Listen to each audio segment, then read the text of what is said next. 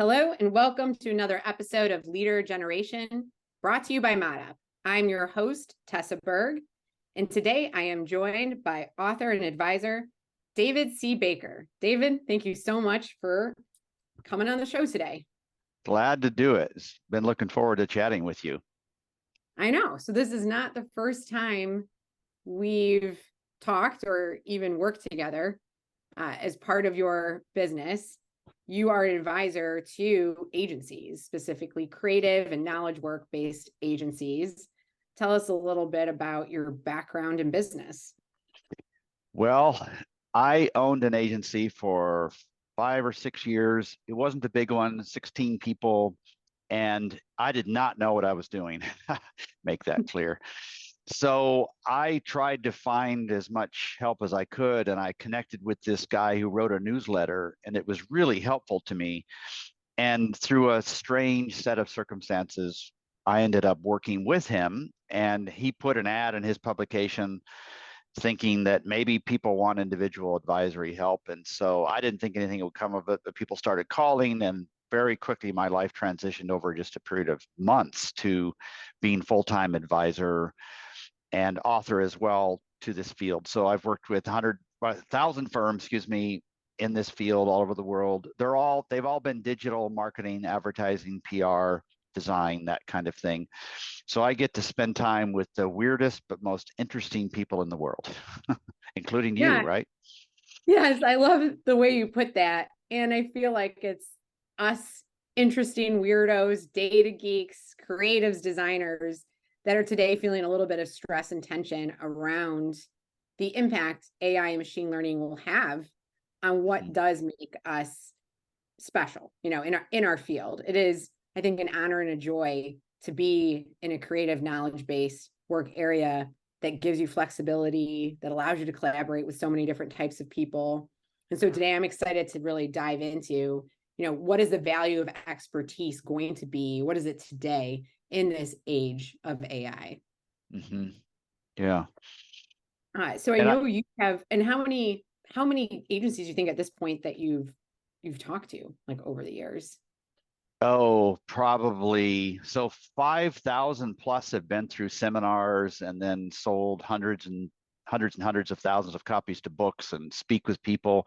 So it's not scientific, like it wouldn't meet your data scientist threshold stuff, but there's just probably 5 phone calls a day with people around the world in this space. So it's very much it's very analog like, but I'm hearing from a lot of people, right? And not a lot of people seem to have a pretty balanced perspective about AI. It's almost like they're terrified or they're just brushing it off. And I don't know if that's sort of self-protective, but I've always felt like, not just in terms of AI or even change, that things are never quite as bad or quite as good as you think, right? And also, if you've been around a while, goodness gracious, think of all the things that we used to do so differently, like around the edges, all of the stuff that isn't right straight in our core competency or that we don't make a lot of money on, those things start crumbling away. And you look back on like typography and printing and website building, and like what's left is we're left on this island with fewer and fewer things to do, but a more important role of thinking and guiding clients. And to the extent that you've depended on doing these things, then something like AI coming along could be pretty terrifying. I get it. I understand it. Mm-hmm. So you talk to people every day. You've seen sort of the insides of at least 5,000 agencies. Are there some elements or components or types of people that you feel are likely to be the most successful at leveraging their unique area of expertise to differentiate themselves? Yeah. Well, if we put that just a little bit differently, like what area under the marketing umbrella is thinking most carefully about AI is also probably the area that's going to have either the biggest impact, either good or bad, right? And it seems like that's more the content creation side of things. So people who are writing I almost said they're writing for Google. They're really writing for their clients' customers, but in a way they're writing for Google, and they're wondering about what's the impact on SEO, um, what what's going to work in terms of like how is our job impacted? Like those are the people that are most nervous, I think, are the ones who are thinking about content creation, because that's where the impact of AI has bubbled up so quickly. We have so much garbage content out there. And now on top of that, we're thinking, oh my God, is there going to be even more garbage content? How are we going to stand out from that? And not just how are we going to stand out, but how are we going to compete with something that only costs pennies to create versus thousands of dollars to write something beautiful? So yeah, it's tough. Yeah, something that I found interesting about the fear around content creation is at a lot of websites I look at, the content really isn't that productive anyway. Yeah. So, yes, your agency or business might be making a lot of money creating content, or as a company, you might have a large content strategy, content development process, but how well are you tying that to actual revenue generation? And I Right. feel like some people are like, oh no, we can see it. We have analytics, we have attribution, we definitely know the role it's playing. But do you know the actual value to the customers? Like, Mhm. are you Yeah. have you been stuck so long in this content creation, sort of the frequency and cadence of it all, that you haven't stepped back to re-examine the problem that you were trying to solve with the content in the first place? And Yeah. maybe AI machine learning gives you different tools or a different way to solve that problem and Mhm. differently. And maybe it's not content, maybe it's something else. Right. Like even if you don't have the solution yet, are you confident that you're a sharp enough thinker and not so risk averse that you won't come up, you'll end up on top anyway, right? Because it's so fascinating to me that just 6 months ago or a year ago, here we are, very confident in what we do and standing up all kinds of promises about why you should buy this and what impact it'll have on your business. And then this thing comes along, and all of a sudden, we get jelly legs and we're terrified that we're really even worth what we're doing, or we think we're going to be displaced by something. It's like, well, what was true? Were we really as good back then? Because if we really believe that for the right reasons, then we shouldn't be so terrified now. But I think what it's highlighting really is I was reading, I think it was LinkedIn this morning. It wasn't my phrase, but somebody used the phrase like content landfill. It's like we're writing stuff that shows up in the content landfill. Have you ever heard that phrase? It's really interesting. I Yes. had never heard it. Yeah. And it's such nonsense. And so my first reaction when I heard about what AI can do, it's like, well, okay, that could be in my own life, that could be really useful if I want to summarize an article or a book rather than reading it, or maybe to do some initial research. But AI AI can't read signals in people. It's like, it can't know how to be humorous and get right up to the line without crossing it. it's it doesn't have personality, and it's like when you compare AI to a lot of the stuff out there that should be in the content landfill, there isn't much difference. So the problem isn't AI. The problem is that AI is highlighting the fact that we're producing lots of nonsense content all the time, right? Mm-hmm. Yes, Yeah. I agree. So one of the things that we focus on as, this phrase I keep hearing to refer to creative services is knowledge work, and the big question is, what will be the impact of AI and machine learning on these knowledge workers, and how many jobs could potentially be lost? And I recently did a post about focusing on what unique value, what unique perspective, what unique data as people and as companies are we bringing to that content equation. Again, always staying centered on, are we solving the problem, and is the way to solve that problem through creating more content, or is there something else? Because we are people who are built of experiences and expertise. Is there how do you go about having that conversation with creative agencies today to help them sort of find that unique experience and expertise that they can leverage to make the best use of the tools? Mm-hmm. Yeah. Wow. There's not a simple answer to that. Like my mind just ran off in all kinds of different directions. Like the first thing I thought of was, well, they're going to need to run their firms in such a way that they make enough money doing the core stuff that they don't have to be running around like idiots without any time to sit down and think and put their feet up, right? It's like, okay, to do this stuff well, you can't just, it can't be an add-on. It needs to be a core part of, like, it is different for everybody, right? In my life, there are 13,000 people that get a weekly email from me. I spool it up on Sunday and they get it delivered to their inbox on Monday morning. And that is the lifeblood of my business. And I love the chance to sit down and write something like that. But what if I was scurrying around all the time and I only got to that if I had the time and it wasn't a priority? So anyway, that's the first place that my mind went.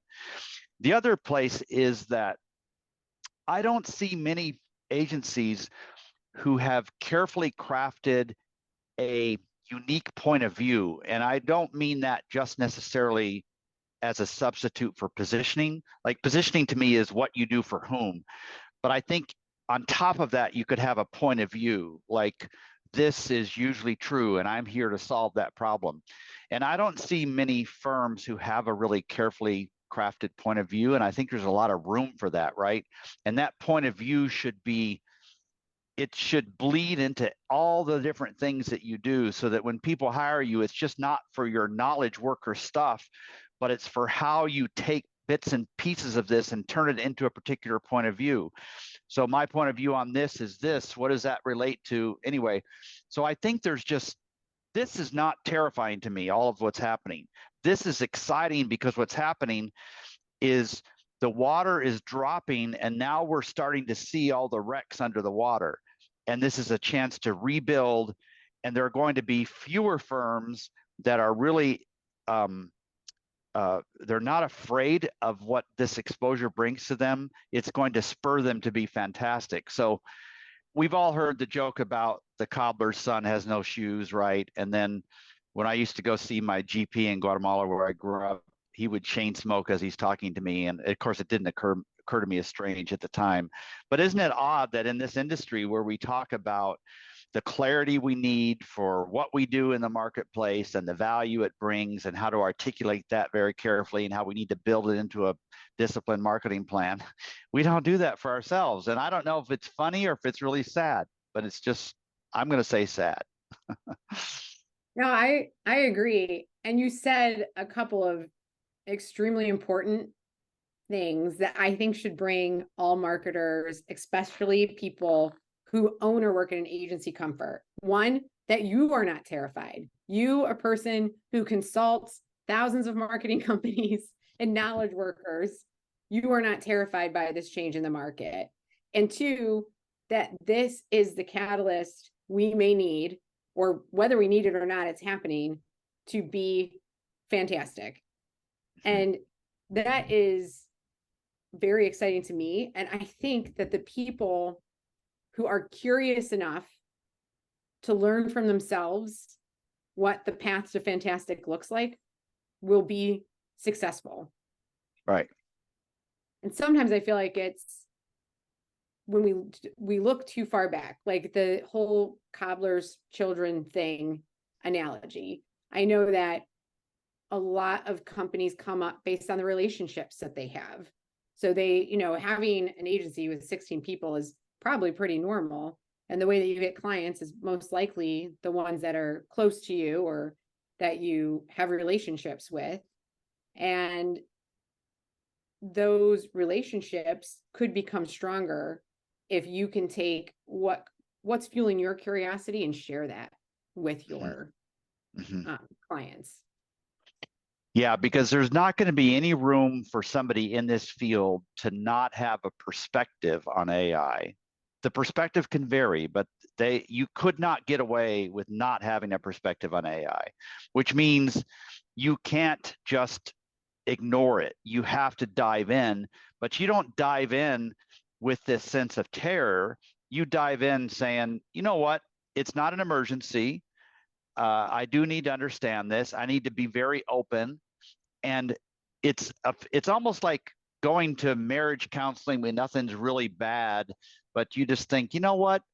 Maybe we'll learn some things here. This is kind of a unique opportunity. AI is basically testing the foundation that you have before it becomes an emergency. And so I think at a minimum, you've got to look at what this means, because it's just one of dozens of things that will come along, and they'll come along at an increasingly faster pace. So use this as a way to sort of poke around the edges of your firm. It's not just about AI, it's about things testing your model, and that can be pretty exciting. Yes, I agree. So in my past life, I guess not that long ago, I've worked on the client side. I have a lot of friends who work at big brands, and some of them are exploring bringing more of their marketing in-house. So as in-house marketers, they're looking at it and saying, is AI an opportunity for me to cut my spend with agencies, bring more of this in-house, because in theory, I can quote unquote automate all of it, and then I'll just use the team I have to edit it. Or a couple of people are feeling there's getting pressure from boards or higher up, like, well, how are we using this? How are we show the efficiency?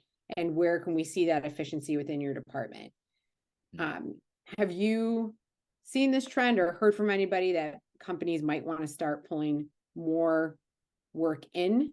Or is this also just part of that normal cycle of every 5 to 10 years, companies in different kind of like bands and waves go through this, like, let's pull it all in. Oh crap, we can't do that. Let's outsource it again. Let's pull it all in.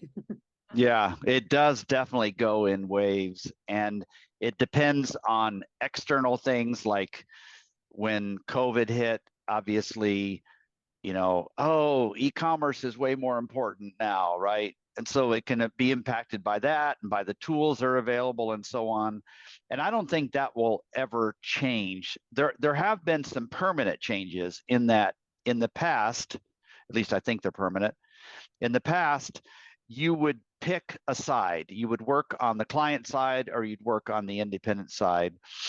And if you got it wrong, you would fix it and you'd go to the other side. And that was it.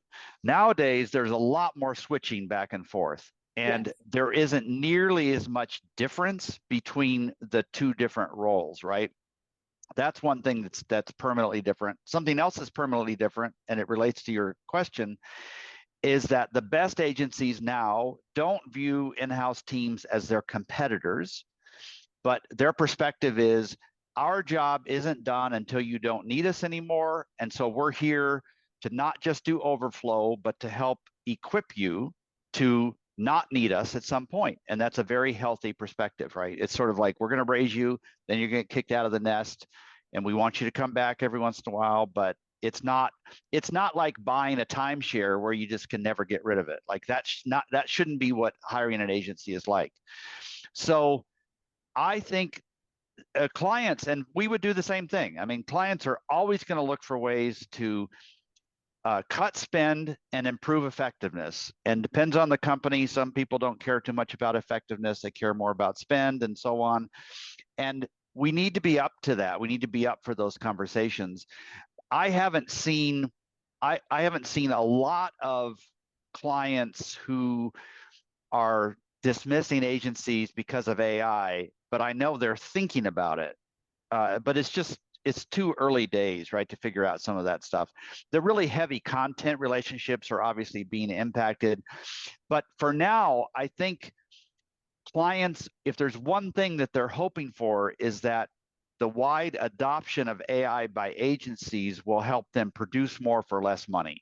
I don't think it necessarily means that they'll take the work more in-house. They're just raising the expectations for what they get from their agencies. That's what I sense at this point. Yeah, I agree. I was just jotting down some notes because all the answers you give are very rich with some great points. I'm like, I gotta come back to that. One of the things that you said that I just think is so important is if you are in a client relationship on either side, whether you're on the client side or on the agency side, is to be up for that conversation. So if someone has asked you, how does this impact your budget with the agency? How does this impact what we're doing with content? And you're on the client side, then have that conversation with your agency. And if you're on the agency side and you haven't yet had that conversation with your client, then do that. And And think maybe raise about, it, take the yeah, initiative, maybe. Right. yes, because I agree, the conversations are happening on both sides, but are we up to have those conversations together? Mm-hmm. And, I'm not sure how much that has happened. And Right. there are a lot of agencies that have amazing expertise, but I wonder if they've elevated up to having that unique point of view and how that always looks at serving their clients to scale. Because that's what the promise, of the do more with less. It's about what can we scale? If you go back to the big problem you're trying to solve, an agency becomes more valuable the more uniquely they're positioned to solve that client's problem. And in doing so, that client looks like a rock star and can show that efficiency of budget and the results. I think that where you're not really focused on how this impacts scale, you don't have those shared metrics with the client.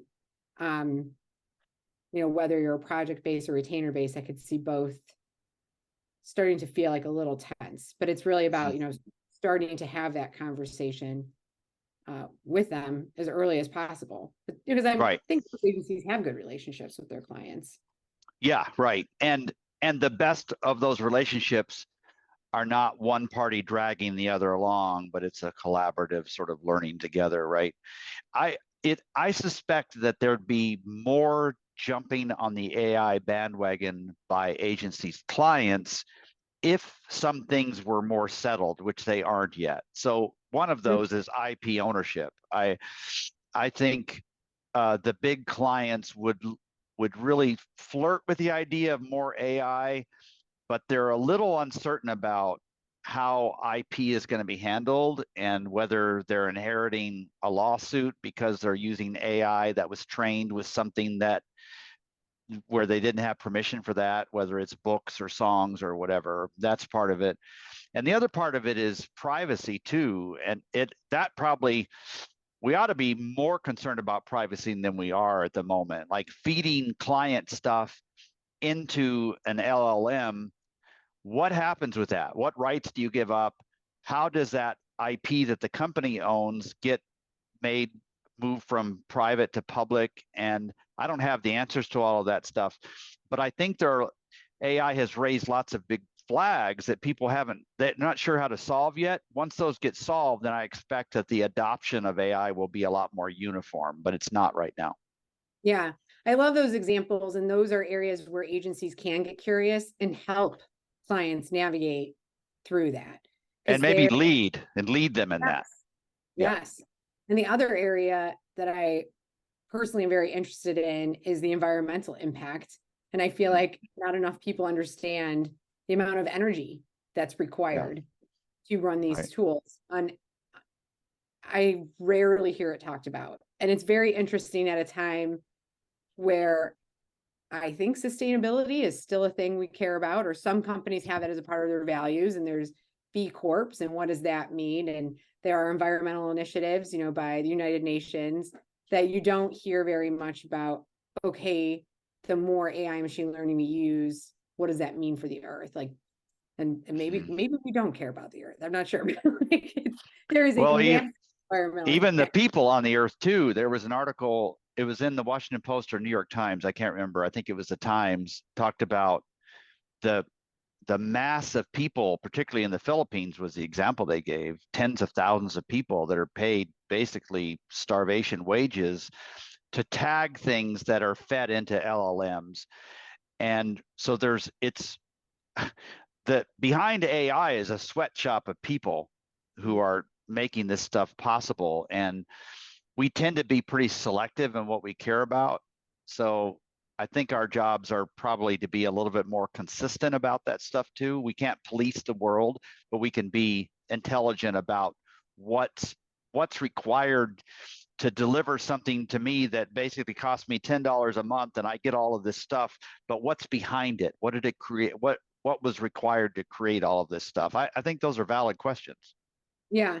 And if you're a brand that you have conscious consumers and conscious consumerism is a part of something that you align with, then you really do have to be cautious because your Yeah. use of the tools will reflect on your company and people will find out. Yeah. Right. They'll start doing their own digging. I don't, that's not every company. Not every company has that sort of conscientiousness built into their brand, but there are, especially on the consumer side, quite a lot that do.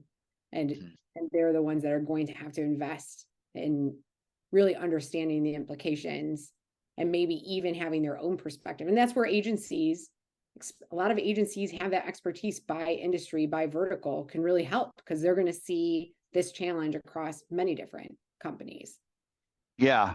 I mean, this profession it's supposed to be a leading profession in the sense that we are supposed to be guiding clients on everything new that comes to them that relates to positioning and communication and purchase patterns and habits and so on. So that makes it exciting, but it's never dull. It's never, there's always going to be something we don't know. But fortunately, I think in our industry, we're pretty comfortable being slightly ahead of our skis and taking risks a little bit. So let's just keep doing it, right? But I don't agree with either perspective that AI is going to change everything about this business. I don't think that's the case, nor do I think we should just completely ignore it. It feels to me like the people who are going to win this are the ones who understand the landscape and are taking advantage of the tools, but still contributing the human part that AI can't do. It seems like that's now how to do it. That's easy to say, but how to do all of that, that's what I would try to figure out is I can't put my head in the sand. I got to understand the tools and I have to figure out how to incorporate them. And then I need to update my positioning and I need to remain confident through all of this, right? Yes, I agree. So I share a little bit of the feedback I've been receiving, but you're the one having all these phone calls with creative agencies every day. What other feedback have you been hearing from them? Hopes, dreams, concerns? Uh, I think they're most worried about whether their clients are going to get it right. So they're not afraid of AI itself. They're afraid that their clients will have a twisted view of what AI can do. So they might be dealing with an expectation from a client that, hey, you should be able to do this for a lot less money or a lot faster, right? So they're they're worried about uninformed clients more than anything. And so I think they're trying to do what they can to inform their clients before it becomes an issue. That seemed like the really responsible agencies are doing that. So they feel not just a pressure to figure this out for themselves, but to help their clients come up with the right perspectives as well. Yeah, that is a valid concern. I feel like the people who jump into we should be getting more for less, like right now, they actually haven't tried any AI or machine learning driven application themselves. Mm-hmm. I feel Right. like if you even test you kind of get to a point pretty quickly of where the limitations are and kind of start Yeah. to realize, oh, okay, this doesn't do everything.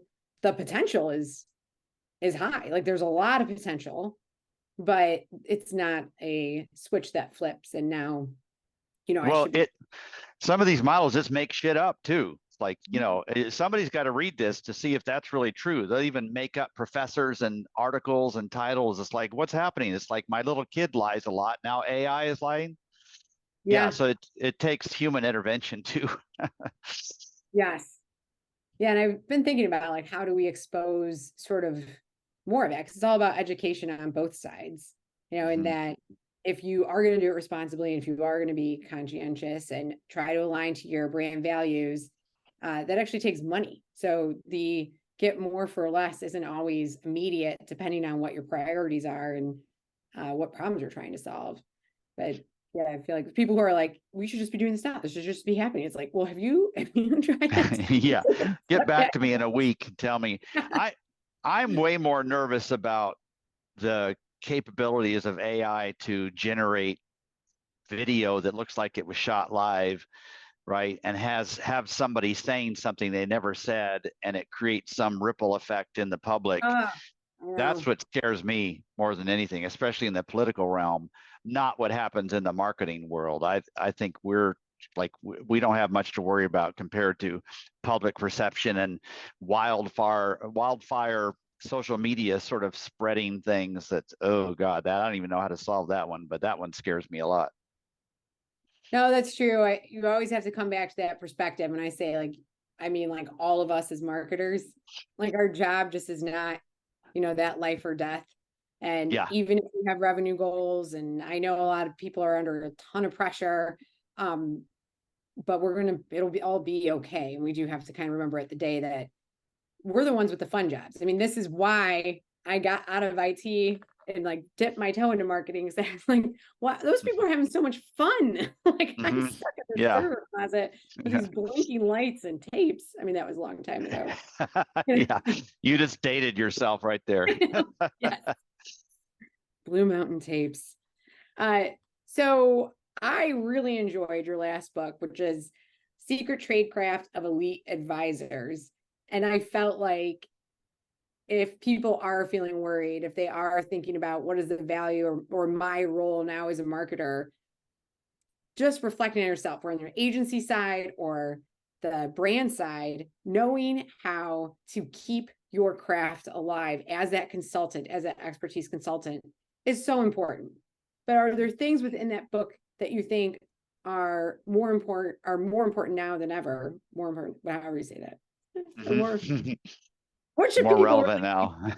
yeah, more relevant now that, as a starting point, it's like, yes, you still have this within your wheelhouse, and now it's become more valuable based on where we are today. So we have these external threats like AI and so on.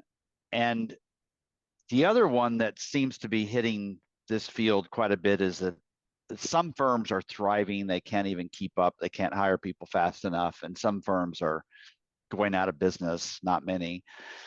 But the vast middle is sort of struggling with generally just sort of, not great, not terrible, not great. And during those times, you kind of really figure out who you are as a professional. Like you've got to balance short-term income needs with the reputation that's taken you years and years and years to build. And so I've one of the things that prompted me to write that last book was the idea that an expert just doesn't know a lot about a particular field, but they deliver that. The process is unique too. And we all have these people in our lives who are super knowledgeable, but also super annoying. It's like you can't hardly stand to be with them. If you could just fish stuff out of their head while their personality is turned off, you would welcome that. And that translates into like you could know everything that your client needs to know, but if you don't have a way to deliver that in a way that's warm, inviting, somewhat safe, challenging, then you're never going to be all that successful. You probably won't make a lot of money, but even worse than that is you won't make much difference in their lives, right? So I think the process by which you deliver, that's where the name comes from, tradecraft. It's like it's not it's not just what you know, it's how you deliver it. And that's the one message I really want people to hear, that it's not just what you know, it's how you deliver it. That's what makes you a professional. And it doesn't seem all that important on the surface. And it also seems a little arrogant to talk about it, but it just feels like there's not that much help out there for it. And so that was the whole point of about it, right? And in an environment like this where everything is not hunky-dory everywhere, that's where process really distinguishes you from the other firms, where you're not desperate, you're still not afraid to say the things that you see. You get dirty in that situation and you help people. Like, keep doing all of those things. It's not just about what you know, it's how you do it too. Mm-hmm. I agree. And it gives the people around you a sense of stability. Mm-hmm. So, when there's a lot of change and it's not all hunky dory, if you are still bringing and delivering in that consistent manner, it builds confidence in everyone. Well, they're watching you too, right? Like, AI is the example right now. As you as a leader, you've got lots of people watching you. They're not just listening to what you say. They're looking at how panicked you are or you aren't, or how thoughtful you are, or how non-defensive you are. And this is a great opportunity, regardless of where we end up on the AI thing. This is a great opportunity to be a great leader as well, and to communicate that, in have strong points of view, but always with an asterisk. It's like, but I'm always willing to change my mind if I need to. So let's talk. What is it that you want to tell me, right? So you blend those two things together, and that really happens well in a situation like AI, which has the potential to be quite disruptive. And there are people on your staff that are saying, well, probably nothing will happen this week, but does this mean that the career path I chose is a little bit less glorious than I thought, right? So you got to be aware of those kinds of things, right? Yes, I totally agree. And my optimistic side is, from a personnel development standpoint, I think this is such an awesome time, not just to redefine potentially what that path is, but how they get there. Like, can this be a way that you bring people together in different ways and show different forms of collaboration? I feel like the more that you can leverage this change to help people, if they're not curious yet, if they're more on the, hesitant side, each person's unique and people get excited about different things. What can you kind of poke at to spur that curiosity and help them see their career in a whole new light? I know that's always scary at first, but it's like kind of meeting them where they're at. And I know you in your practice have used DISC assessments, Mm-hmm. and we still use those. I also like just doing 16 personalities with people.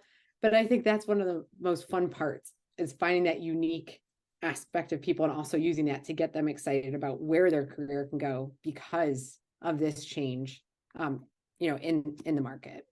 Yeah, this is where you earn your pay. This is the storm that you've been preparing for, and anybody can be a captain of a ship on a beautiful day without much wind, right? But this is where you can stand out as somebody who is a leader, who has a right approach to innovation, not wildly for it all the time, not wildly against it, just very open to it, eager to embrace things. And we really do need to remember that this can be terrifying to people, right? It shouldn't be terrifying to us, but as leaders, but we should be very open to the fact that this matters. Like, it's not just this issue. This is, in 2 years, it'll be something else. Let's figure out how to react to these kinds of outside forces so that we are better leaders in the future as well. Yep, I agree. Well, this is all the time we have. I actually lost track of time. This is a good conversation. It just kept going. But thank you, David, so much for being a guest. And if people want to find you or find the books, I mean, I've read the last two. They're awesome. The Business of Expertise and Secret Tradecraft of Elite Advisors. How can they get in touch with you? So the last book, you can go to tradecraft.is, and the other one is expertise.is. Or if you want to see what I do for a living, just go to davidcbaker.com, which will become punctuation.com in a month. We're changing the website name. So you've been through one of those. I remember that. Remember where you got the name? We got the name from you. Yeah. That's right. And I don't even think I made any money. I just gave it to you. You did. You just gave it to us. Yeah, and that was fun. It was fun. I love that name. Tenlo will always have a special place in my heart. It was great. Well, thanks for having me on. I enjoyed the chat with you, Tessa. Yeah, thank you, David. And if you want to find more episodes of Leader Generation, you can visit modop.com, modop.com, or look for us on LinkedIn. Just search Leader Generation Podcast, and we are on all of the major podcast platforms. Until next time.